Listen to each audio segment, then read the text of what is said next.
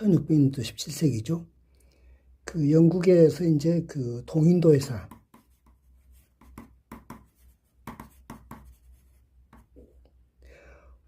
동인도 회사를 이제 그 설치를 했는데,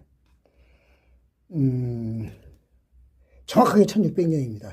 시작한 게. 놀라운 일이죠. 1600년이면은 우리는 임진왜란 병자호란 어간인데, 그렇게 앞뒤를 가리지 못할 때 영국은 이제 그 자국을 떠나서 먼 인도까지 와서 동인도 회사를 세웠다는 것이, 식민지 개척을 했다는 것이 얼마나 놀랍습니까?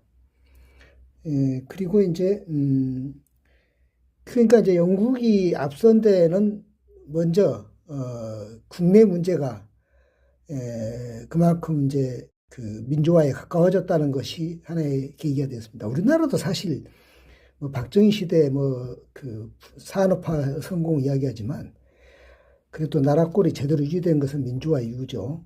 87 체제 이후, 그다음 88 서울올림픽 하면서 그 다음에 이제 나라꼴이 된 건데, 이 영국이 그 1600년대는 이제 그 뭐 권리청원, 권리장전 뭐 이런 게 다 나와요. 좀 다른 경우지만 청교도 혁명, 공화주의 혁명도 있었고 그러죠. 물론 그 공화주의 혁명은 이제 다시 그 입헌군주제로 복귀되고 맙니다만은, 그러나 옛날에 그런 그 절대군주 뭐 그런 것은 이제 사라지죠. 그런 것이 다 1600년대 영국의 발전이라면은, 우리나라 사실은 이 임진왜란 전에 그 정의연립의 난이라는 게 있어요. 정의연립의 그 대동계라는 난이 있는데, 1600년대 영국의 발전이라면은, 우리나라 사실은 이 임진왜란 전에 그 정의연립의 난이라는 게 있어요. 정의연립의 그 대동계라는 난이 있는데, 이 대동이란 말은 이제 요새 말로 하면 평등입니다. 평등. 이 평등이 이제 우리 동양에서는 대동이라고 이렇게 했는데, 정의연립의 난이 사실은 그 크롬웰의 청교도혁명처럼 공화주의 혁명이었어요. 조선왕조가 그 왕으로 이렇게 이어지는 나라에서 왕 필요 없다. 우리 대동계가 그야말로 이 민초가 나라를 운영하는 그런 것을 해보자 해서 정의연립의 난을 일으켰는데, 그것은 뭐 그냥 어이없게 깔끔하게 진압이 돼버렸죠. 그게 이제 그 당시 이제 그 형편없는 나라로 이제 조선이 끝나고 말았지만, 영국이 이렇게 앞선 것은 이 동인도 회사를 세웠던 것은 동인도 회사 세운 것이 잘했다는 것이 아니고, 그 뒤로는 권리청원, 그 다음에 이제 크롬웰의 청교도 혁명에 이어서 그 다음에 다시 또 권리장전 이런 것을 했다는 것이, 명예혁명이나 권리장전을 했다는 것이 영국의 가치죠. 권리청원은 이제 그 1628년 했었고요. 그리고 이제 청교도혁명은 1642년에 이제 크롬웰이 이제 일으킨 혁명인데, 이제 왕정을 무너뜨린 거죠. 그리고 이제 공화주의로, 호국경이라는 이제 독재자죠, 스스로. 그렇게 해서 이제, 호국경 독재를 했는데, 그 청교도혁명이 있는 도간에 이 뭡니까? 아일랜드 있죠? 아일랜드도, 이 침략을 하고 뭐 그랬어요. 그러니까는, 아일랜드 사람들은 이 청교도 혁명을 일으킨 크롬웰을 악마라고 말하죠. 왜 그러냐면은 아일랜드도 이제 종교가 가톨릭이니까, 그 종교 문제를 등에 탄압했거든요. 거의 뭐랄까 도살하다시피. 그러니까 대개는 이제 가톨릭이 개신교를 많이 괴롭혔다고 보는 것이 이제 유럽의 역사인데, 크롬웰의 청교도 혁명은 이제 청교도가 영국으로 우리 일반식으로 말하면 장로교니까요. 그 청교도 혁명은 또 엄청나게 이제 그 아일랜드 쪽에 가서 그 가톨릭 사람들을 굉장히 핍박을 하면서 거의 뭐 식민지 개척하다시피 뭐 그렇게 했었죠. 그래서 아일랜드에서는 굉장히 우리식으로 말하면 도요토미 히데요시 일본의 그 임진왜란 일으킨 일본의 간파쿠. 일본은 이제 그 도요토미 히데요시가 죽고 그 다음에 히데요리가 뭐 좀 이렇게 승계했지만은 금방 이제 그 1615년에 완전히 이제 깨지고 도쿠가 이에야스가 이제 그 뭡니까 이제 그 쇼군 대장군이 돼가지고 그 막부가 이제 도쿠가 막부라고도 그러고 에도 막부라고 그래요. 에도가 지금 이제 도쿄인데 에도 막부라고 그러죠. 거기다 이제 막부 정부를 세우고 이제 쇼군인데 이제 간파쿠가 옛날에 그 뭡니까 도요토미 히데요시는 이제 이 쇼군이 아니기 때문에 다이묘도 아니고 쇼군도 아니기 때문에 조직이 없으니까 이제 원맨이니까 간파쿠를 해가지고서 이제 요새 총리처럼 했던 것인데 이제 그 도쿠가 이에야스는 이제 에도 막부에서 완전히 이제 일본 전역을 다스리는 이제 그런 지배자가 돼가지고 물론 뭐 천황은 이제 명목상의 존재고 자기가 이제 쇼군이 돼가지고 일본 천하를 다스렸죠. 그 에도 막부가 이제 근데 에도 막부가 한 300년 가까이 갑니다. 정확하게는 270년 정도 되는데, 그러니까 나중에 그 메이치 천황이 말하자면은 그 황제 천황권을 회복할 때까지 가니까 그 굉장히 오래간 그 막부고, 그리고 또 이것이 상당히 그 여러 가지 제도 개선이라든가 일본의 근대화를 어떻든 그 메이치 유신 이전에 근대화를 뭡니까 이 가꾼 어떤 그런 맹아가 됐다고 봐야겠죠. 1600년대 우리 그 조선 상황은 무엇보다도 이제 1500년대 말기에 일어난 임진왜란과 그다음에 1636년에 일어난 27년에 일어났던 정묘호란 그러니까 1592년에는 이제 임진왜란이고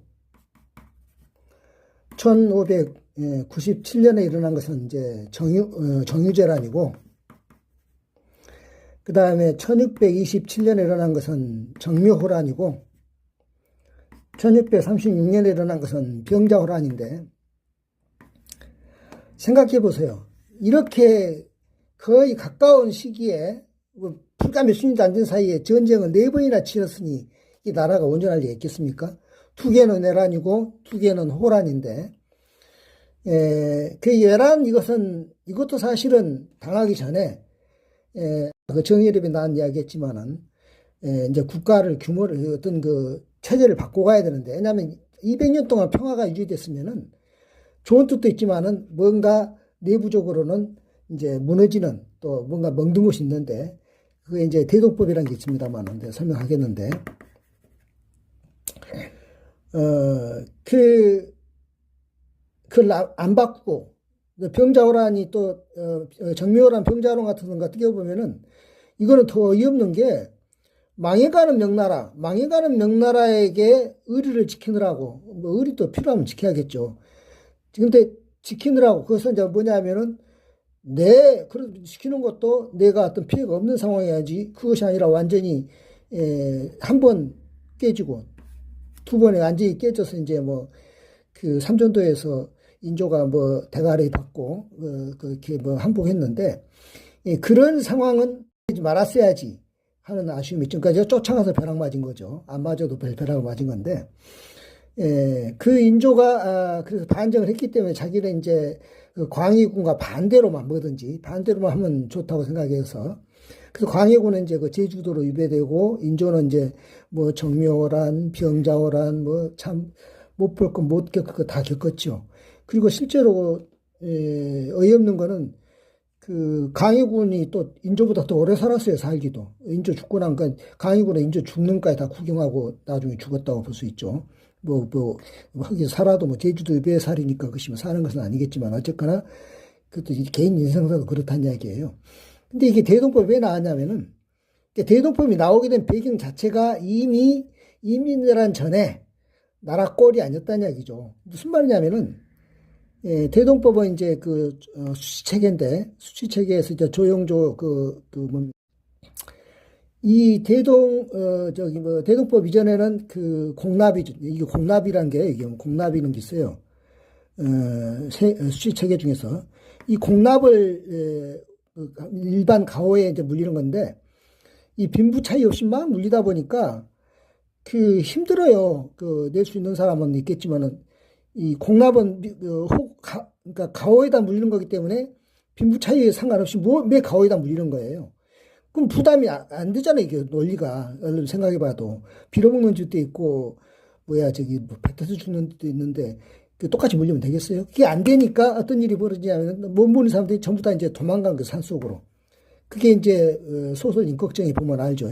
그 임꺽정이 그 산속에 있는 초적들, 화적들, 그게 화적 초적이 다 뭐냐면 다 이 공납에 못 내고 다 도망온 사람들이거든요.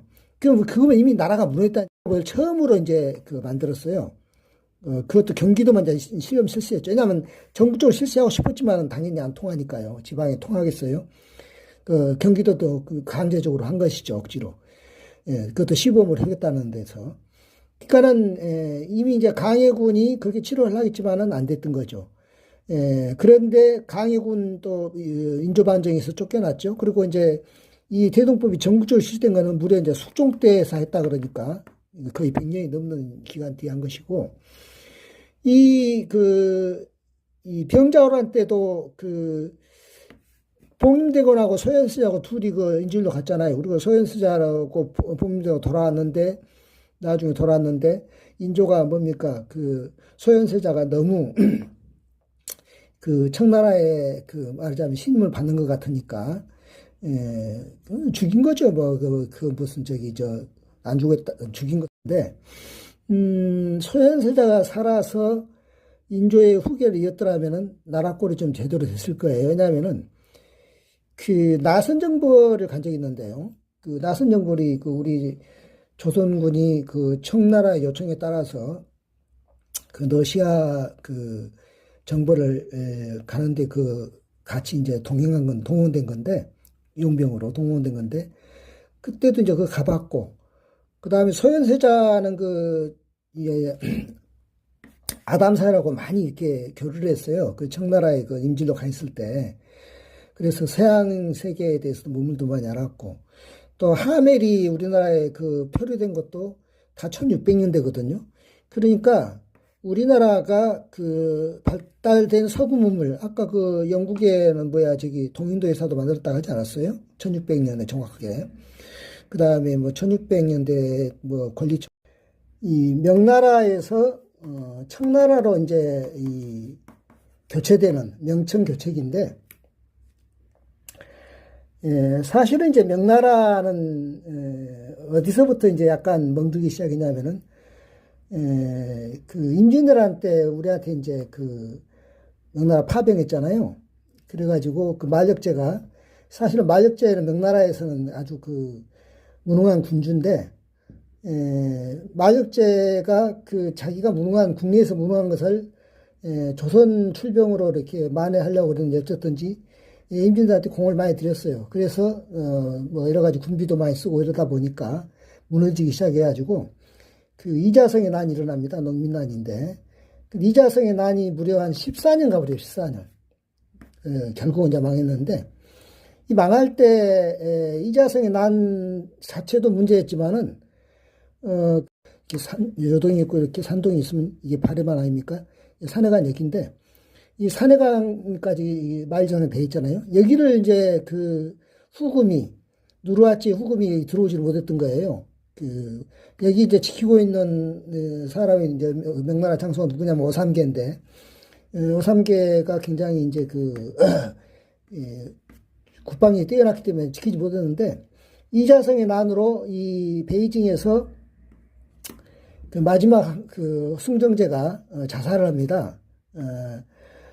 근데 자살을 하기 전에 이제 이 오삼계가 사실은 이 청나라, 그때는 청나라가 아니죠. 후금의 이제 그때는 이제 청나라 됐군요. 청나라 돼가지고, 실제로 이제 청태종도 뚫지 못했는데 그 청태종의 동생 도르곤이 그다음에 청태종의 아들이 순치제죠. 접수를 했는데 그렇게 해가지고 이제 그 완전히 이제 명이 무너졌죠.